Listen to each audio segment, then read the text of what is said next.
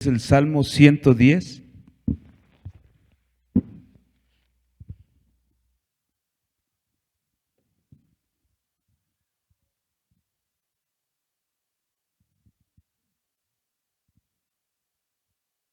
Dice así la palabra de Dios.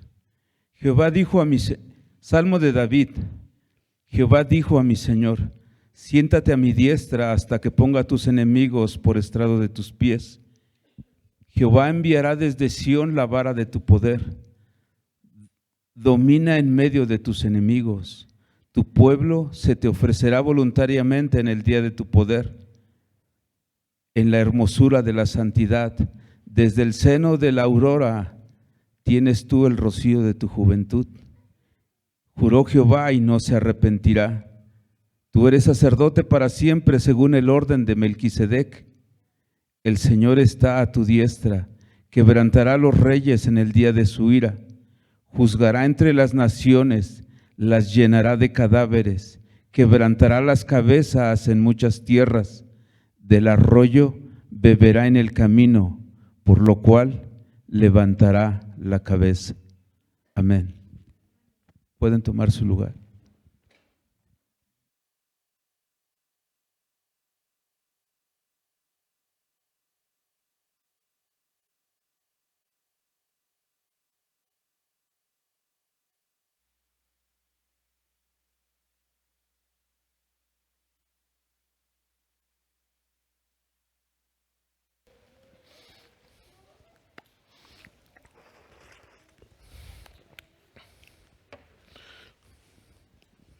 Buenos días, hermanos.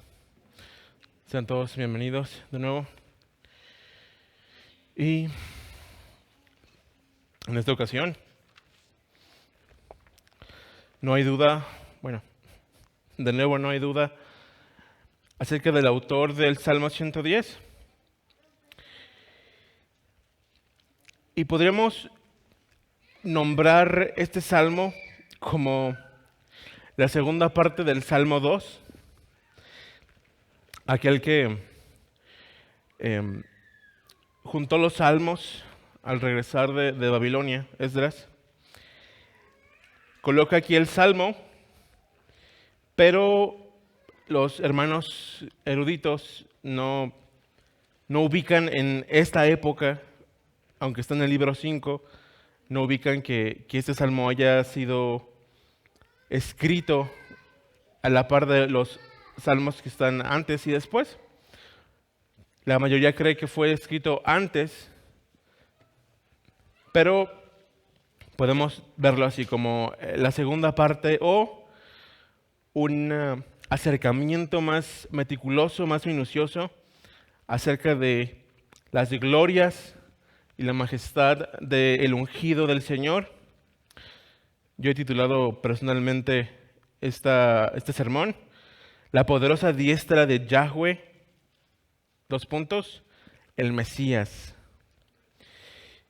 Y David entra directo a la presencia del Señor, nos vuelve a trasladar a esta visión de la gloria de Dios, o como ha sido constante en algunas predicaciones que siento que me persigue, hermanos, y te animaría a tú buscarlo, porque este es el palpitar del cristiano, la constante exposición de nuestras almas delante de la gloria de Dios, la visión bienaventurada o la visión increíblemente feliz, gozosa visión de la gloria de Dios en el rostro de Cristo.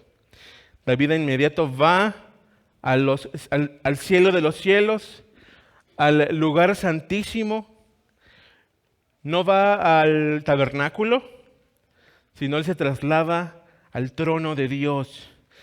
Y dice: Yahweh dijo a mi Señor: siéntate a mi diestra. Esto implica algo. El Señor de David, tal cual lo menciona nuestro Señor Jesucristo, que Él en el Espíritu estaba hablando, el Señor de David está regresando de algún lugar. Si el Eterno está hablándole al Señor de David es porque Él llevó a cabo algo. Esto fue un misterio para David seguramente, o hasta cierto punto, para los antiguos seguramente, quizá no tanto para Isaías, ¿verdad? O para Daniel, que tuvieron un poco más de luz acerca de la obra de Cristo. Y encontramos en este salmo, sí encontramos sin lugar a dudas los tres ministerios, los tres oficios de la obra mediadora de Cristo. Están aquí explícitamente descritos como rey, como sacerdote, como profeta. Él está siendo entronado. Otros salmos hablan acerca del retorno triunfante de Cristo, cuando mencionan que las puertas eternas alzarán sus cabezas y que va a entrar el Rey de Gloria. ¿Quién es el Rey de Gloria? Dice Yahweh, el fuerte y valiente, el poderoso en batalla, quien entra triunfante al haber culminado su obra en la tierra. Este glorioso misterio ha sido revelado a nosotros, hermanos, y podemos nosotros confesar y afirmar que es Cristo Jesús, este Rey que está retornando, habiendo triunfado como el mediador de todo aquel que en Él cree, de todo aquel que se arrepiente y pone su confianza en su obra y en su persona perfecta. Y del Padre, en la segunda parte del versículo 1, pone un tiempo hipotético, ya que no nos dice la fecha ni la hora, solamente el Padre lo sabe, como el Señor Jesús nos dijo. Él ha estimado en su potestad el saber el día y la hora indicada, pero aquí nos da un adelanto. Dice, hasta que ponga a tus enemigos por estrado de tus pies. Este es uno de los salmos más citados en el Nuevo Testamento. Varias veces vamos a anotarlo y vamos a visitar algunos puntos en donde este salmo es citado por el Señor Jesús, por los apóstoles. Podemos afirmar aquí un testimonio de la ascensión de Cristo. ¿Qué pasó con Cristo? ¿A dónde fue el Señor Jesús después de que terminó su obra? Después de que estos apóstoles le vieron retirarse y desaparecer en los cielos, después de escuchar a estos dos hombres de blanco, que son ángeles, obviamente, representando a los querubines que guardan la gloria de Dios, animando a los apóstoles, diciéndoles que así como Él se fue, va a regresar. Bueno, el Padre aquí nos dice que Él fue a tomar el lugar a su diestra, un lugar de privilegio, un lugar de honor, de honra, que a nadie más le pertenece sino a Cristo. Pero esto no se queda aquí, hermanos. El Padre promete el avance del reino. Cristo, el victorioso, compró este avance. Nosotros tenemos que meditar en el mismo. Y es un privilegio increíble, hermanos, el que podamos ser partícipes del avance de este reino. Notemos cómo el corazón del Padre está en esto. Dice el verso 2, Jehová enviará desde Sión la vara de tu poder, domina en medio de tus enemigos. Y bueno, esto de la vara de tu poder o el cetro de tu poder está haciendo eco a otras profecías mesiánicas. En Génesis 49:10, vamos rápidamente ahí para recordar esta promesa. La bendición de Israel para Judá.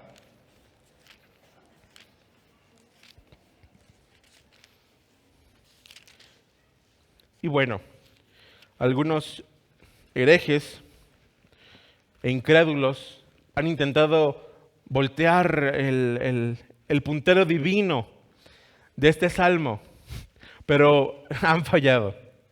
No hay forma de negar que este salmo es irremediablemente mesiánico. Habla de Cristo, habla del Mesías. Los pasajes paralelos instan y confirman que el Mesías, el enviado de Dios, es aquel divino Salvador del cual se nos está hablando. Y bueno, en Génesis 49:10 menciona Israel. Dice, no será quitado el cetro de Judá, ni el legislador de entre sus pies, hasta que venga Silo, o aquel que ha de venir. Y a él se congregarán los pueblos. ¿Por qué razón iba a ser quitado el cetro de Judá? Y se iba a dar a este enviado, al Mesías. Porque él iba de pasar a reinar solamente Judá e Israel. Y él con este cetro regirá a las naciones. Vemos aquí ya un anticipo del avance del reino de Dios. Y los propósitos que él tenía para con su santa nación. Propósitos que sabemos que ellos no pudieron terminar, ¿verdad? Pero Cristo sí lo está haciendo ahora por medio de nosotros, hermanos. El Salmo 2:9 también menciona, vamos al Salmo 2, versículo 9, un poquito más, mucho más atrás, menciona este cetro. Y hay un paralelismo, es casi un comentario al Salmo 2, el Salmo 110. Dice, los quebrantarás con vara de hierro, como vasija de alfarero los desmenuzarás. Hablando de los reyes que se opongan al gobierno del Mesías soberano. No en balde él ganó el título de Señor, de Yahweh, porque él es el soberano rey que fue entronado y que está siendo descrito delante de nosotros en el Salmo 110. Y vamos a ver de nuevo este cetro en el Apocalipsis 2. Vamos a Apocalipsis 2, del 25 al 27.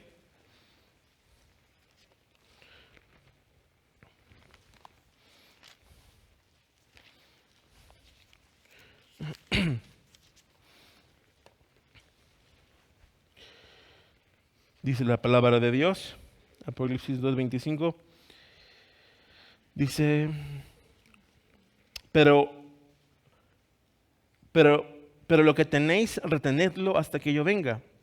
Al que venciere y guardare mis obras hasta el fin, yo le daré autoridad sobre las naciones, y las regirá con vara de hierro, y serán quebradas como vaso de alfarero, como yo también la he recibido de mi Padre. Y continúa el texto. Y bueno, el contexto de esta promesa y este recordatorio, porque el Señor Jesús está recordándole a esta iglesia en Tiatira lo que Él ya les había dicho en Mateo. Vamos a Mateo 28, del 18 al 20.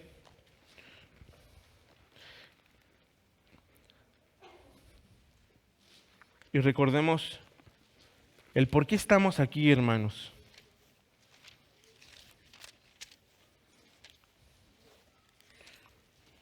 ...28 del 18 al 20... dice, y Jesús se acercó y les habló diciendo, toda potestad me es dada en el cielo y en la tierra, por tanto, id y haced discípulos a todas las naciones, bautizándolos en el nombre del Padre y del Hijo y del Espíritu Santo, enseñándoles que guarden todas las cosas que os he mandado. Y aquí yo estoy con vosotros todos los días hasta el fin del mundo. Amén. Y continúa el texto en el Salmo 110, tu pueblo se te ofrecerá voluntariamente en el día de tu poder. Y aquí nos habla el salmista de ese bendito arrastre, ese arrastre soberano que el Señor iba a efectuar gracias a la mediación del Mesías. Iba a ser un cambio en la voluntad del beneficiario, el beneficiario del pacto, que somos nosotros. Por la gracia de Dios no se nos considera en la opinión, no se nos pregunta que si queríamos o no entrar al pacto, simplemente se nos hace beneficiarios.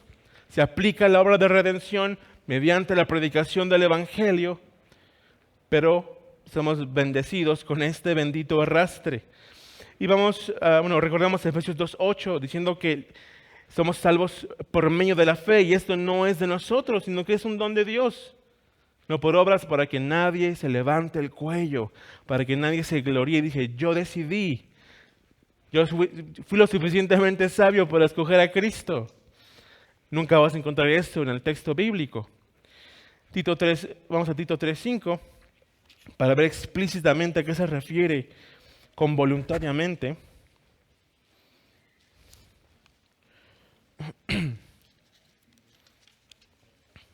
Tito 3, verso 5, menciona, nos salvó no por obras de justicia que nosotros hubiéramos hecho, sino por su misericordia, por el lavamiento de la regeneración y por la renovación en el Espíritu Santo, el cual derramó, el verso 6, el cual derramó en nosotros abundantemente por Jesucristo nuestro Salvador. Voluntariamente. Nadie llega pataleando al reino de los cielos. Es Dios el soberano que va a transformar el corazón de piedra por un corazón de carne. Y esto es lo que va a ganar, bueno, mejor dicho, esto es la forma en la que reclamamos a los escogidos de Dios.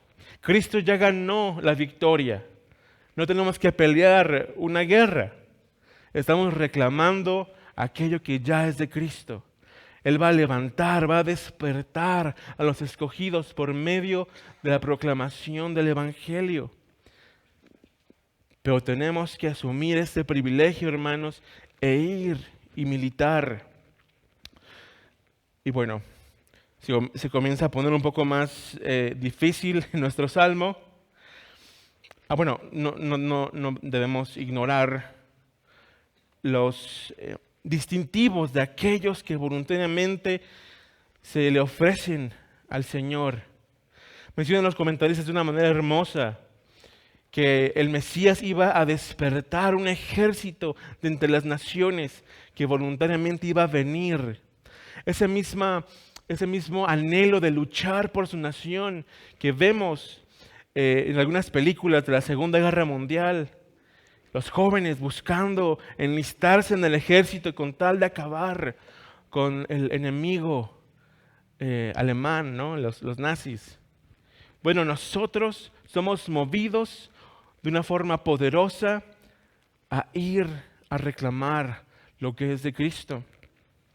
Pero aquellos que despierten van a tener este detalle, que lo van a hacer en la hermosura de la santidad. Sí o sí, ellos se van a preocupar por cuál es la voluntad de Dios para sus almas y van a comenzar a obedecer y a guardar santidad para con su Salvador. Limpios del pecado, libres de la ira y en un futuro libres de la presencia del pecado, cuando seamos transformados en el retorno de Cristo. Comienza, como le dije, se pone más difícil esto. Dice, desde el seno de la aurora tienes tú el rocío de tu juventud. Hay y hay una variante aquí. Y cuando encontramos variantes, hermanos, debemos de ser conscientes y no espantarnos. Estas variantes ya estaban ahí desde antes de nosotros. Los santos, hombres de Dios, los padres apostólicos, los primeros discípulos de los apóstoles, y aún los apóstoles mismos usaban estas variantes no para espantarse, no para dudar, sino para exaltar aún más a Cristo. Consideraban que estas variantes no salían del consejo de Dios y antes bien Dios mismo las había establecido para darnos más verdad y más detalle acerca de la persona de Cristo. Y una de las variantes menciona que el rocío de la aurora es nada más que la forma en la que el Señor iba a traer al Mesías. Y menciona en la Biblia de los 70 y la Biblia Peshitta, que es fuente aramea y fuente griega, lo menciona de la siguiente manera. Dice la Septuaginta, el versículo 3. Contigo el principado en el día de tu poder, en el esplendor de los santos. Del vientre antes del lucero te he engendrado. Menciona acerca del propósito divino de Dios, revelado desde la eternidad, revelado a David, su consejo desde la eternidad pasada de traer al Mesías. Cuando menciona el rocío de tu juventud, es que el eterno Hijo de Dios sí iba a ser joven. ¿Cómo vuelves tú joven al eterno Hijo de Dios? Aquel varón de guerra, aquel príncipe de los ejércitos del Señor que aserró ejércitos, sí iba a ser un bebé, sí iba a volver joven. Y aquí los antiguos interpretaban la humillación del Mesías al tomar nuestra naturaleza, al ser engendrado. Por el otro lado, siguiendo la fuente hebrea, o la fuente hebrea tardía, dirán algunos, cuando dice, desde el seno de la aurora tienes tú el rocío de tu juventud, mencionando que todos aquellos que sean llamados a esta militancia, a la vida eterna, todos los escogidos del Señor, sí o sí, iban a tener una juventud espiritual. ¿Eso qué quiere decir? Que tienes que nacer de nuevo. No hay otro camino. Como le dijo el Señor Jesucristo a Nicodemo, te es necesario nacer de nuevo. No puedes entrar con tus harapos viejos y tus costumbres de hombres a la vida eterna. Tienes que morir a todo eso en Cristo y venir a vida eterna por medio de su obra. Y esto viene de lo alto. También se conoce como nacer de arriba. Y comienza ahora el Señor en el versículo 4, dice, juró Yahweh y no se arrepentirá. Tú eres sacerdote para siempre según el orden de Melquisedec. Y bueno, este orden de Melquisedec, este sacerdocio, mencionan los comentaristas que no es algo nuevo, al contrario.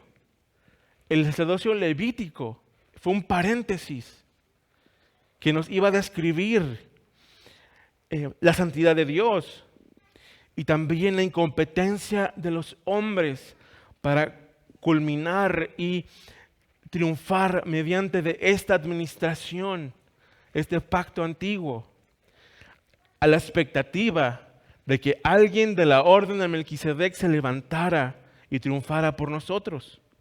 Y este sacerdote iba a tener la característica de ser también el soberano, el rey.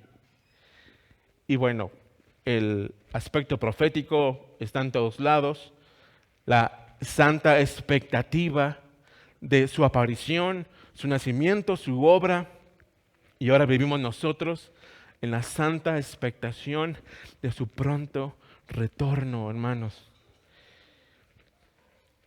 Y voy a darte un aspecto práctico, ahorita que nuestro hermano mencionaba acerca del día del Señor. La escatología o la doctrina de los últimos tiempos tiene una práctica. Si es sana teología, si vale la pena estudiarlo, debe tener una aplicación. Y es que el cristiano tiene un anhelo, una expectativa del porvenir vigente, vívida, gracias al día del Señor. Anhelamos ver al Señor retornando con poder y gran gloria, aplastando las cabezas de sus enemigos. Claro que sí, pero tenemos un adelanto de la presencia de Dios entre sus santos cada día del Señor. Y este día se va a acabar. Y el lunes va a renovarse el anhelo de que llegue el día del Señor, para que seamos avivados, seamos confortados, afirmados y expuestos a la gloria de Dios en Cristo, hermanos. Continúa el texto. El Señor está a tu diestra. Y se pone más difícil ahora, porque hay una variante aquí en el versículo 5 que vale la pena mencionar, que la gran mayoría de los manuscritos más antiguos que tenemos mencionan que en la primera parte, donde dice el Señor, Reina Valera hubiera puesto Jehová, porque el nombre de Dios está allí. El tetragramatón, o el nombre de las 4 letras, que estoy yo diciendo como Yahweh, está aquí. ¿Esto qué implica? Que si David está viendo la visión de la gloria de Dios y dice en este éxtasis, un éxtasis concienzudo, un éxtasis sobrio que solo el Señor puede dar, el mundo se llena de alcohol y pierde los estribos, pierde el sentido de su alrededor, pero cuando el éxtasis de Dios llega al alma humana, somos conscientes de la realidad, que Cristo está a la diestra del Señor y que en este punto David está nombrando a Cristo Yahweh. Él ya está identificando que el que está a la diestra en el trono también es soberano, también es Dios, es divino. Dice, Yahweh está a tu diestra. ¿Y por qué sabemos que es Él? Porque toda la descripción que viene en los últimos versículos nos habla de lo que va a hacer Cristo en su retorno. Es paralelo al capítulo 19 de Apocalipsis. Y iba yo a leerlo, hermano, por el tiempo no podemos. Pero lee el Salmo 110 en tu casa, cuando hagas tu devocional, y lee Apocalipsis 19, y vas a ver que este Yahweh va a retornar en Cristo a juzgar a las naciones. Es un juicio severo. Es algo crudo para el incrédulo. Amigo incrédulo que estás entre nosotros, te rogamos, ve al lugar correcto ahora que tienes tiempo. Va a ser muy tétrico que aquel que dio su vida para rescatar tu alma del infierno sea el que va a retornar a aplastar tu cráneo en su ira. Por favor, no permanezcas en rebelión. Te rogamos, ven a Cristo. Sé enlistado en el ejército eterno de Dios. Ven ahora y avanza su reino con nosotros, para que estés del lado de las ovejas, de los corderos. Paralelo también a Mateo 25. Y estés viendo como un testigo cómo Dios hace justicia, limpiando su tierra.